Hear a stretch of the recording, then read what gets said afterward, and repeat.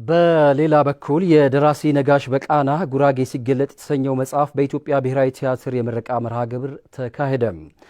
መጽሐፉ የማህበረሰብን ስነ ልቦና ውቅር መሰረቶች፣ የአኗኗር ዘይቤ ፍልስፍናዎችና ፈጠራዎች የሚገልጽ ስለመሆኑም ተገልጿል። መጽሐፉ በተጨማሪም በጉራጌ ማህበረሰብ ውስጥ ያሉ ለሌላው ሕዝብ ሊተርፉ የሚችሉ ባህልና እሴቶችን ለማስተዋወቅ እንደሚረዳም የጉራጌ ዞን ባህልና ቱሪዝም መምሪያ አስታውቋል። ተጨማሪውን ሄኖክ ተክሌ ከወልቂጤ ቅርንጫፍ ጣቢያችን አድርሶናል።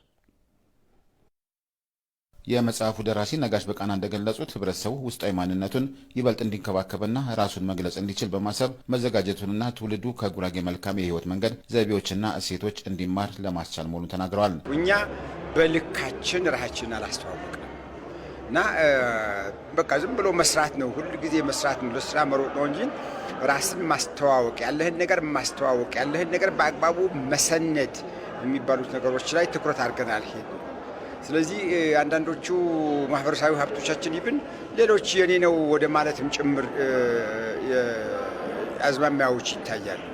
እነኚህ ነገሮች ናቸው ቁጭት ውስጥ የከተቱ። የአኗኗር ዘይቤ ፍልስፍናዎች፣ ልዩ ፈጠራዎች፣ ሁለገብ የስራ ስምሪቶችና ውጤታማነት መግለጽ የሚችልበትን እድል የሚፈጥር መሆኑን ገልጸዋል። የጉራጌን ባህልና እሴቶች ለመሰነድ ዲጂታላይዝ ለማድረግ ለማበልጸግና ቀጣይነት ባለው ሁኔታ ለማበርከት ታልሞ ተጽፏልን ብለዋል። እኛ ትናንት አጋቃዋ ላይ፣ ዊቸር ላይ፣ ሳፖ ላይ አባቶች ስለ ትናንትና ጉራጌ ስለ ትናንትና ሰዎች ሲያወሩ ብዙ ነገር ብዙ ታሪኮች ተምረን መጥተናል። አሁን ያ መንገድ ያ ድልድይ ነበሩ፣ ያ ድልድይ ተሰብሯል። አሁን ያ ድልድይ የለም።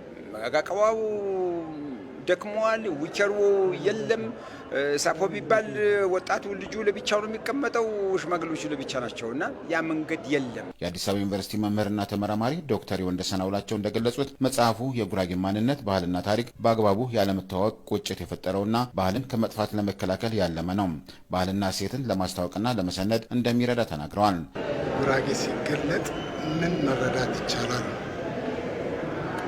ሀገረሰባዊ ልማዶቹ፣ ሀገር በቀል እውቀቶቹ፣ ማንነቱ በአጠቃላይ ጉራጌ እንዴት ይገልጹታል የሚል ሀሳብ ይዞ የተነሳ ነው። የስነ ልቦና እውቀቱን፣ አመለካከቱን፣ ፍልስፍናዎቹን ለመግለጽ ያለመ በዓለም ጉራጌ እንዲታወቅና ባህልና ታሪኩን የመግለጽ ስራ መሆኑን ያነሱት ዶክተር ወንደሰን መጽሐፉ ከማህበረሰቡ የህይወት አውዶች ጋር የተያያዘ መሆኑን አስረድተዋል። ለባህል ጥናት የሚውሉ የመረጃ አሰባሰቦችና ባህሉን መሰረት ያደረገ ንድፈ ሀሳብ መያዙን ተናግረዋል። ጉራጌ በሀገሪቱ ማህበራዊ፣ ኢኮኖሚያዊና ፖለቲካዊ አበርክቶ እንዲታወቅና የፈጠራ ፍልስፍና እንዲጎላ ያደረገ እንደሆነ ዶክተር